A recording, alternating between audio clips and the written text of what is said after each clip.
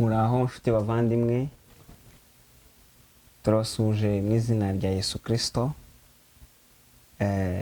Tunabashimira ku byo mumaze iminsi mutwereka, mukora subscribe, mukomeza kudukurikirana.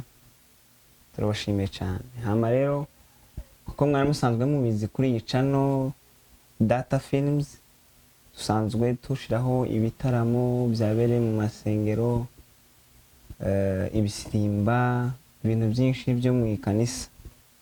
Ubu rero naho twasubiye tuzana ikiganiro twise Komera, tuzajya ducishaho, tuzahora tugicishaho uko iminsi igenda, tugikoze n'umushitsi runaka tuba twatumiye, tuzajya tugikorana namara tukibagezeho.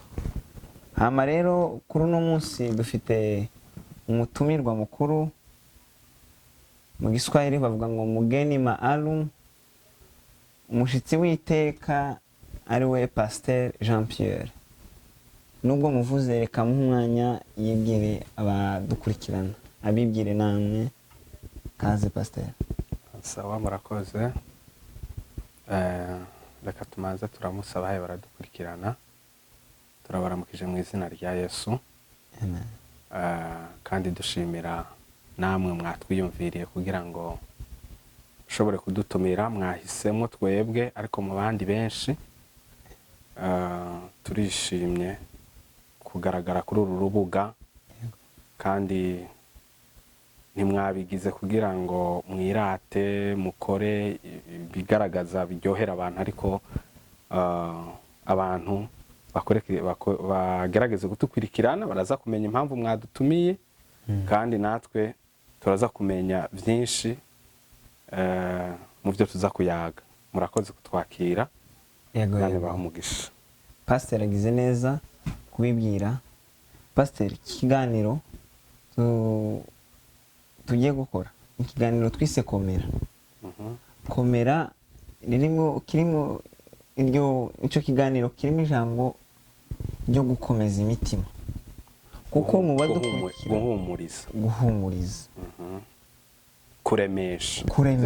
Komera harimo guhumuriza, kuremesha.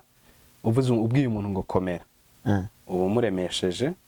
Kandi iryo jambo guhumuriza si Kirundi, ntabwo ari Kirundi, ariko Kirundi turarikoresha mu Kirundi, guhumuriza. Ariko ayo yose n'amajambo akoraniye hamwe yo kugira ngo umuntu umwerekane naho yahuye n'ikibazo kanaka, canke naho yoba yarahura n'ikibazo kanaka, ariko yumve ko gusa ivyo ari ibintu bisanzwe, umwanya mutonya bishobora kurangira. Yego, Pasteur agize neza cyane. Komera, hari abantu badukurikirana bari mu bice byinshi by'isi, ariko bumvise ndango abavuga indimi zitandukanye. Komera ni ukugukomeza, kugukomeza kugira ngo udacika intege. Rero Pasteur, kuko aba bantu bari burebe kino kiganiro bose, hari abantu baba bari mu byago runaka, mu bigeragezo runaka. Gukomera kwabo biba bisaba ko undi muntu byibuze amubwira ijambo ry'ihumure. Bankuhumuriza abantu bari aha mu mwanya utari mwinshi cyane, ariko ugerageze uhumurize abantu, ubakomeze ko twacitse Komera kugira ngo dukomeze n'ibindi. Karibu cyane. Sawa, Imana ibahumugisha. Yego. Ubundi bwo iyo umuntu agomba gukomeza uyundi, agomba kumanza kumubwira ijambo. Ntiwobwira umuntu gusa ngo komera. Ubwa mbere ugomba kumanza kumenya ibibazo yahuye nabyo ibyo ari byo. Yego. Wamara kumenya ibibazo yahuye nabyo ibyo ari byo, ukamenya uburyo umwegera kugira umuyagisha. Niho hahandi rero usanuka wamubwiye ngo komera kuri iki niki niki niki. Iki kiganiro Komera ni ikiganiro ciza cyane, mwiyumviriye ikintu ciza muri iki gihe. Bibiliya izivuga ko ari igihe cy'umugoroba. Ni igihe cy'umugoroba kubera iki? Kubera ko ibyo Yesu byose yagiye avuga, ubuhanuzi buri muri Bibiliya, ugiye kuraba mu butumwa bwiza uko bwanditswe na Matayo karaba igice cya 24 Yesu agenda avuga ibihe by'iherezo kandi ugiye kuraba ijambo ry'Imana rigenda rigaragaza uko ibihe bimeze. Rero abantu bagenda bahura n'ibibazo bitandukanye, bamwe ugasanga bamwe barirukanwe ku buzima. None hari ibintu byinshi cyane bishobora gutuma umuntu uwo muhumuriza.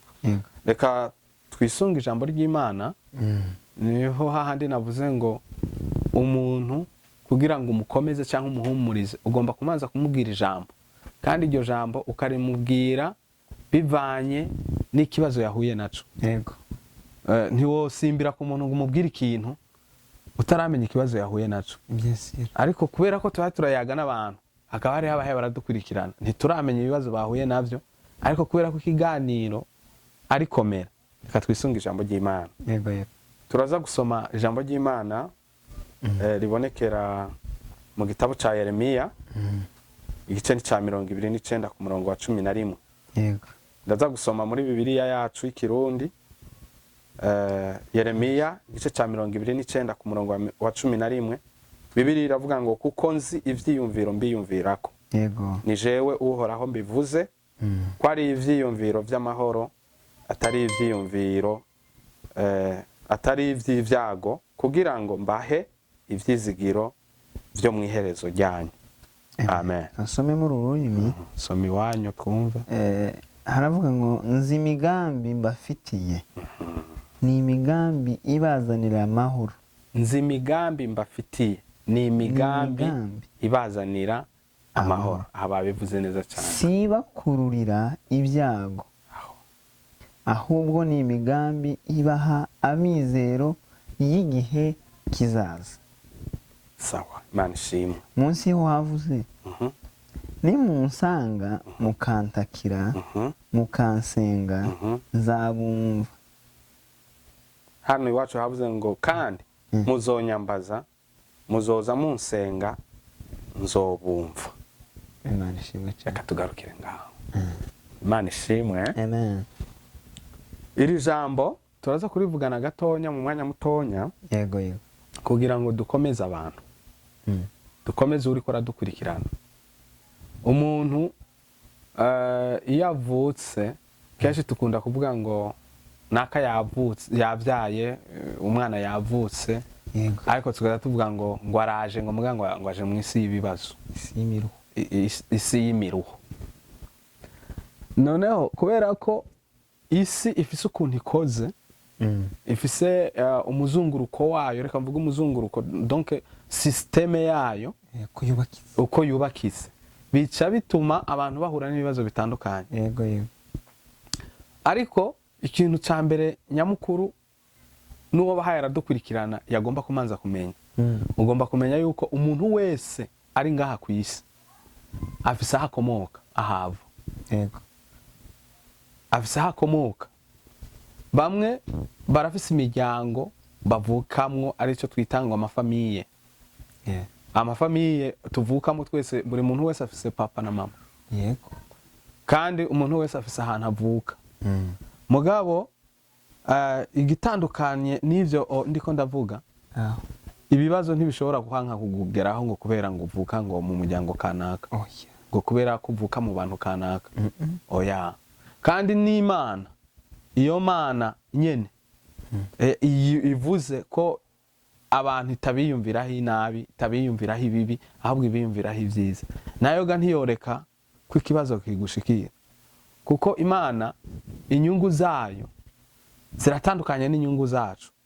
Kandi igihe ibibazo biba biraba byinshi ku muntu, Imana ntibyiyumvira uko twebwe tuba turavyiyumvira. Mwifise indi objective. Rero uko abantu bafise aho bakomoka mu miryango yabo, niko bagomba kumenya yuko inkomoko ya mbere ikomeye ni kuva iva ku Mana. Twese twavuye ku Mana cyane. Bibiliya niko ibivuga. Bibiliya iravuga ngo tureme umuntu mu ishusho yacu ase natwe. Imana irabivuga mu Itanguriro igice ca mbere ni nka ku murongo wa 26.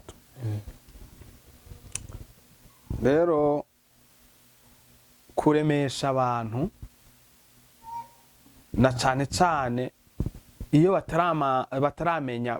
bataramanza kumenya ati jewe nkomoka he, apana kwisunga kuvuga ngo nkomoka kuri data na mama, nkomoka mu gihugu kanaka. oya, ugomba kumanza kumenya yuko uva ku Mana.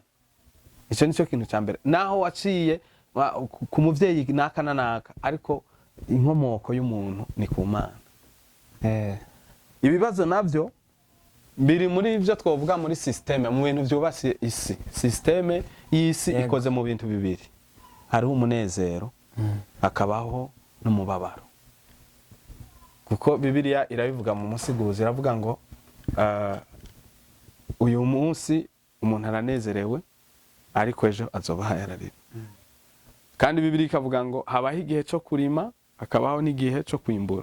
None ukuvuga ngo imyanya rero twisunzira ijambo twasomye muri Yeremiya igice cya 29 ku murongo wa 11. Bibiliya yatubwiye ngo kuko nzi ivyiyumviro mbiyumvirako. Aho iwanyu yavuze gute? Twe yatubwiye ngo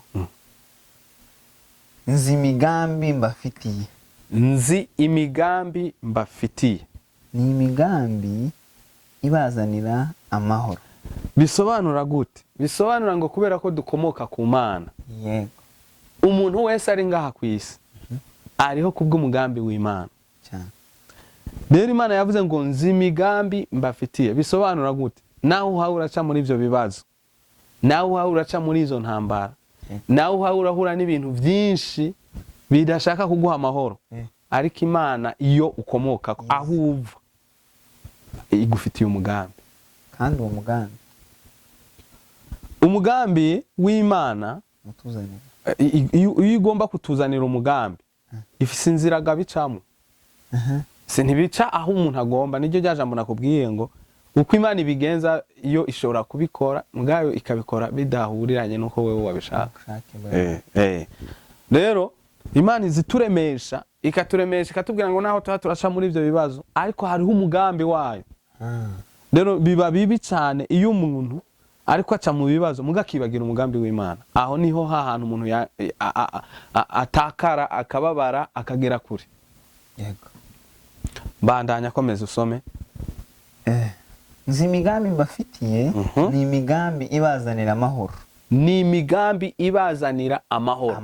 Iyo mvuze ngo ni imigambi ibazanira amahoro, mu yandi majambo ujya muntu abuza amahoro, Imana imufitiye umugambi wo kumukomeza, ibyo wo kumuhumuriza, imufitiye umugambi wo kugira ngo ibibazo byose, situation yose tekana tuza, Imana igufitiye amahoro. Amen. Aravuga ngo si bibakururira ibyago, no kuvuga ngo si bibakwegera. Projet, imigambi Imana idufitiye si yibi bibazo umuntu ahayarahura nabyo, si kukuntu umuntu yahuye n'ikintu cyamubabaje akumva arababaye. Uwo si umugambi w'Imana. Yes. Kandi twongeye kugaruka kubera ko Imana ifite ubwenge bwinshi. Ifite ubwenge bwinshi, ishobora no kuba muri uwo mugambi w'ivyiza igufitiye kugira ngo bigereho imanza kugucisha muri ivyo bibazo. Kuko Bibiliya iravuga ngo ubwenge bw'Imana sibwo bwenge bw'abantu, inzira z'Imana sizo nzira z'abantu. Imana ifite inzira zayo, abantu bakagira inzira zayo. Ahubwo ni imigambi ibaha amizero y'igihe kizaza. Imigambi y'Imana ubwa mbere si idukururira ibibazo, ni imigambi iduha ivyizigiro by'ejo hazoza. Bisobanura ngo umuntu naho ababaye ugomba kongera gusubiza amaso yawe ku nkomoko iyuva wavuye, kuko iyuva hakwifuriza ibyiza, ntiyakwifuriza ibibazo. Uri kurahura n'ibibazo ariko aho uva muri ya source umuntu ava ku Mana. Tureme umuntu asa natwe kono kuri. Kandi umuntu buriya bazavuga mu Gifaransa ngo on est mieux chez soi. Iyo umuntu azi mu rugo nubwo yihura n'ibyago ubuzima bwe bwose, ariko azi ko yageze mu rugo tima abazi ko atashi wabo, abazi ko atashi mu rugo. Ukana wa mwana w'ikirara even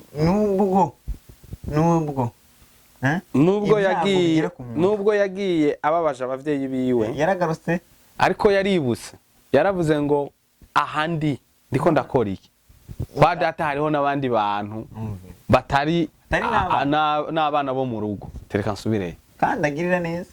Rero no kuvuga ngo iyo umaze kumenya source ukamenya aho ukomoka iyo uva ukamenya ati jewe naho ndaha kwisi Imana niyo yatumye mba ngaha kwisi urarema. Rero bavandimwe iri jambo rinibukije indirimbo nigeze gusoma mu gitabo cyo gushimisha sinibuka inomero ziriho nimbo ariko ubutaha tuzoyizana.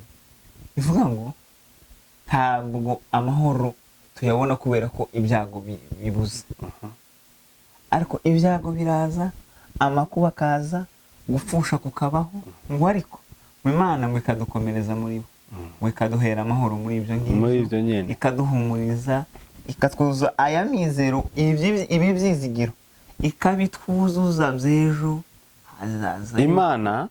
Imana niyimenya umutima unezerewe, niyimenya umutima ubabaye. Ntubona igihe Imana yabwiye Yeremiya ngo yandikire Abisirayeli, aha bari Babuloni, bari mu bunyage, mwe muvuga ngo ubunyage, bari Babuloni, bari impunzi mu bindi bihugu, kandi bihebuye cyane. Nka Zaburi 137 izivuga ngo twasaga nk'abarota ko dutasha, tukarira twibutse iwacu. Urumva ngo abandi nabico babipfuriza kubaririmbira ngo muturirimbire za ndirimbo za hari iwanyu, mutwibutse uko noneho bo bakavuga ngo turababaye ntitunezerewe, twoshobora kuririmba ibyo iwacu gusa, twoshobora kuvuga amakuru y'iwacu gute kandi tubabaye. Rero Imana iyo kubera ko ibafitiye umugambi kandi izi neza yuko abo bantu Imana niyo yabasizeho, yarabwiye Yeremiya umuhanuzi wayo, aramubwira ngo bandikire ubabwire nzi imigambi mbiyumvirako. Kandi Imana niyo yari yabatwaye, niyo yari yabatwaye. Wumva Imana igukuye mu gihugu ciwanyu ugiye kuba mu kindi gihugu, ugihuriyemo n'ibibazo, ariko ikagaruka ikongera ikakubwira ngo babwire kuko nzi imigambi mbiyumvirako. Imana ishimwe. Iri ni ijambo ryiza umuntu wese yagomba kwizera, akamenya yuko naho urahura n'ibibazo, ariko Imana ifite umugambi ku buzima bw'umuntu, umugambi mwiza, kandi umugambi uzana amahoro.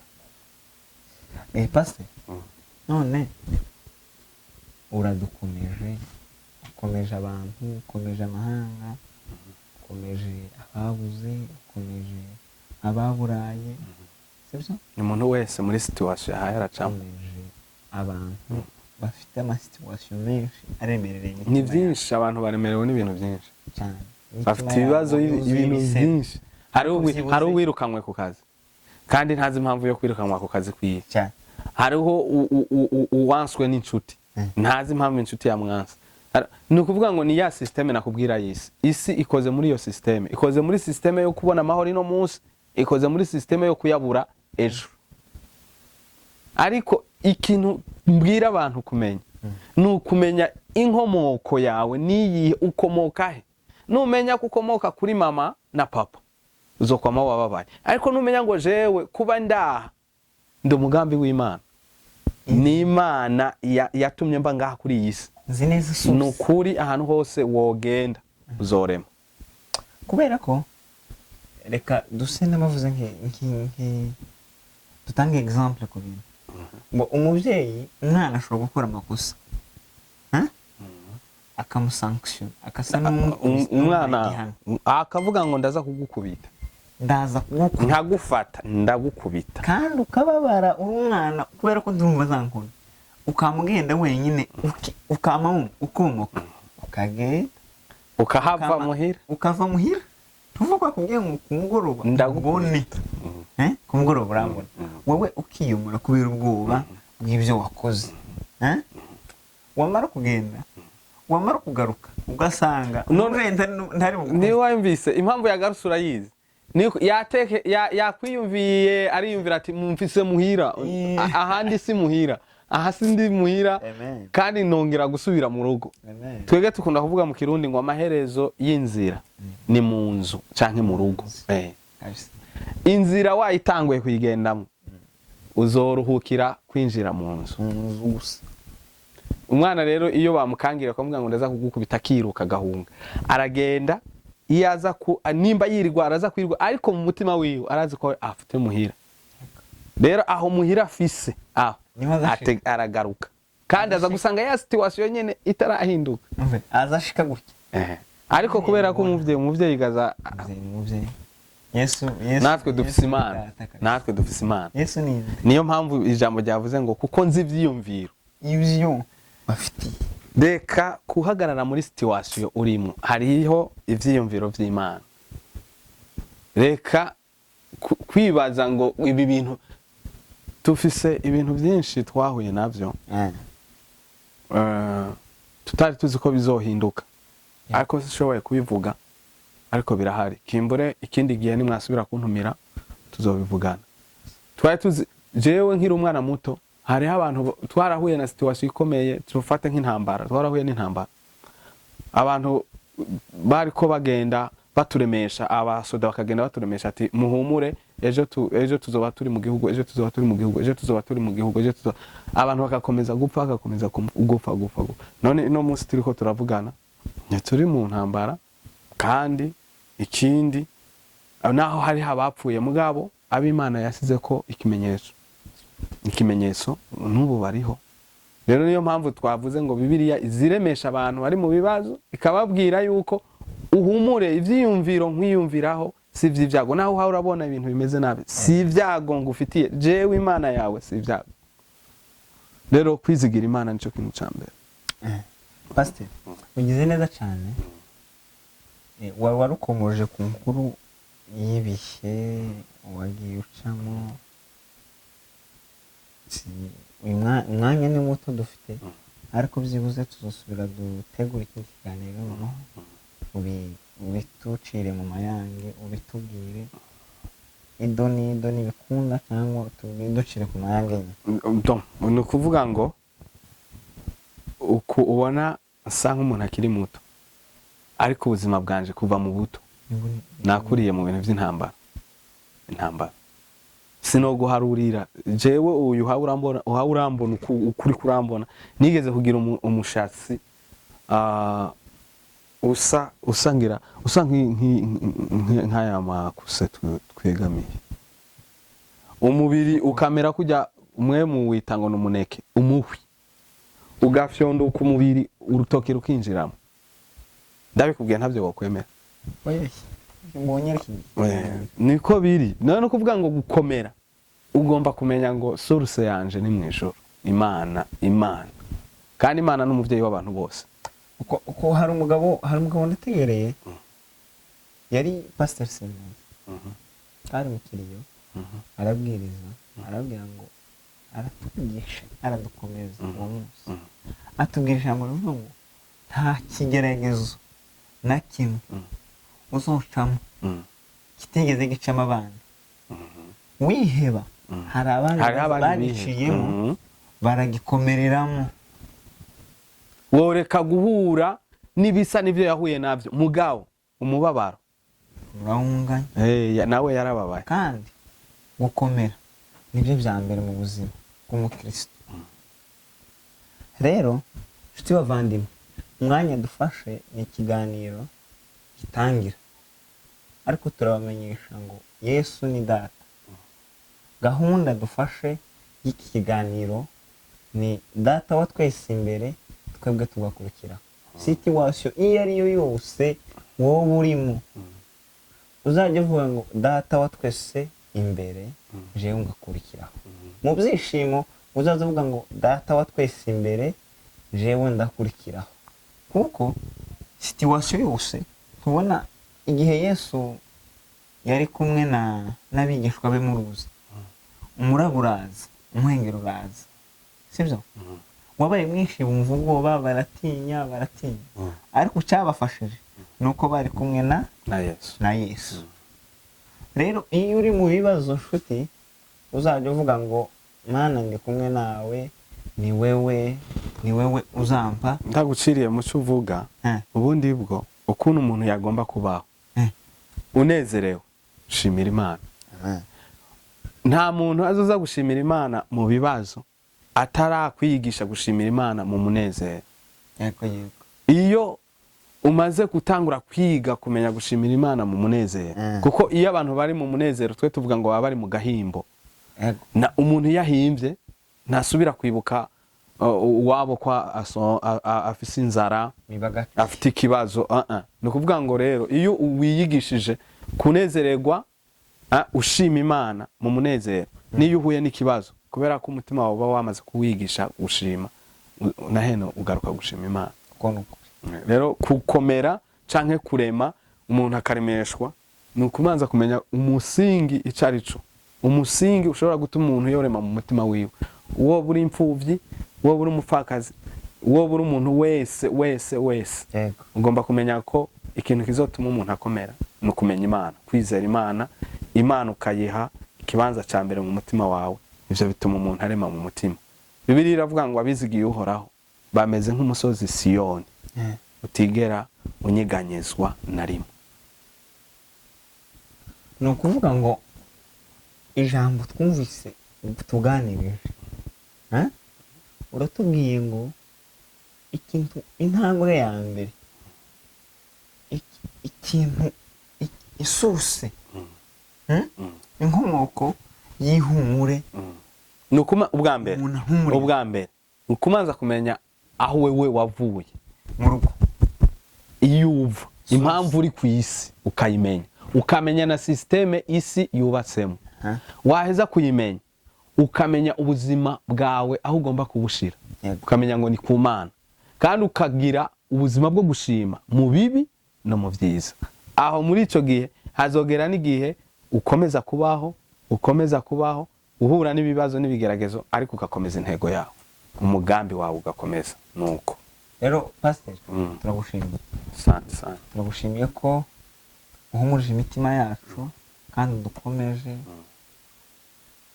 uhumurije imitima ya benshi badukurikiranye. Rero nawe muvandimwe, kuri screen yawe wowe undeba n'amaso, amarira urimo, agahinda urimo, niyo byiringiro, niyo mashimwe ufite yo kuzabwira abandi, sibyo? Inyuma y'umubabaro hari umunezero. Inyuma y'umubabaro hari umunezero. Iteka ryose wiye gushima. Nimba uri mu gisubizo, ushima Imana ngo Mana, umenye ko atari wowe wabyihaye. Rero nshuti muvandimwe, komera mu by'inyuramo. Nimba uri mu byishimo, uvuga ngo Data wa twese imbere, jewe nkurikiyeho. Umenye ko atari wowe wabyihaye, umenye ko atari mu mbaraga zawe. Nimba uri mu gahinda, uvuga ngo Data wa twese imbere, jewe nkurikiyeho. Byose Imana irabizi kandi ifite n'ibisubizo byabyo.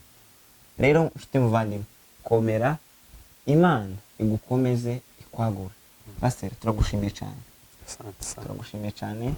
Imitima ya benshi yumvise ijambo rivuye mu kanwa k'umukozi wayo, rizera ko ryo gukora ibitangaza.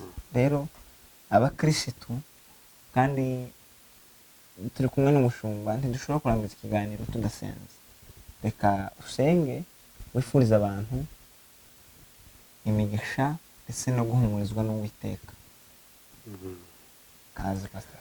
Sawa, mu gusozera reka mbashimire bwa mbere kuba mwashoboye kudutumira. Yego. Dushimire n'abashoboye kudukurikirana, twongera tubaremesha. Umuntu wese ari ku isi ni umuntu w'Imana. Yego. Yasizweho n'Imana. Situation canke ibihe, muririmbyi yararimbye, hari indirimbo nkunda yanyu ivuga ngo ibihe ntibikakumare imbaraga z'umutima. Iyo umaze kwemera ko ibihe bikugiraho ubushobozi, usa n'ukuhaye uratuka Imana. Rero tugomba gusenga Imana kugira ngo mwene data ariko aratwumviriza, ari mu bihe bigoye, afite agahinda, hari ibibazo byinshi byo mu ngo, mu miryango, mu bihugu, mu mashengero, ariko bivanye na situation itandukanye, tugiye gusenga Imana. Nawe ahantu uri, ubwira Imana ikibazo cyawe, Imana niyo yumva gusenga. Reka dusenga Imana. Dufatikanye nabo gusenga. Turagushimiye, shimwe Yesu, Uwera wa Isirayeli, Imana ikomeye kandi ihambaye, umuremyi w'ijuru n'isi n'ibirimo byose. ni wewe waremye abantu kandi ni wewe uzi inosi ibirimo byose. Mwami Yesu agiye kuduga mu ijuru yavuze ngo ndabasigiye amahoro yanje. Impamvu yayaduhaye ni kubera ko yarazi ko muri iyi si ata amahoro arimwo, ariko ashima guha amahoro abamwizeye bose kugira ngo babane nayo. Turakweretse mwene data ariko aradukwirikirana afite ibibazo bitandukanye bituma atishima mu mutima wiwe, akiheba. Ubane nawe umukomeze, ufate umutima wiwe uwuremeshe kugira ngo ashishikare kumenya ko ari we wamuremye kandi umufitiye umugambi mwiza. Bibiri ijambo ryawe ryatubwiye ngo imigambo dufitiye si yibibi, ni yivyiza kugira ngo urememwo umuntu wese ivyizigiro vyejo hazoza. Udufitiye ubuzima bwacu mu biganza vyawe, ni wewe utegeka umuntu wese. Bibiri ijambo ryawe riravuga ngo yitegetse umuntu kwabaho arabaho, ariko ngo yitegetse umuntu kwapfa ararapfuye uwo munsi. Turagushimiye kandi turagushimiye ku bwa bene data badutumiye, bane nabo muri bino biganiro byinshi bagiye kuza barakora, baho umugisha. Kandi turakweretse na mwene data adukurikiranye agafata umwanya wiwe wo kugira ngo ashobore kudukurikirana akarangiza kino kiganiro. Bane nawe mugirire neza, umukomeze abihebuye mu ngo, ababuze amahoro kubera imvo izina ziriya, bane nabo bagirire neza. Turagushimiye kuri Imana yacu mu izina rya Yesu, amen.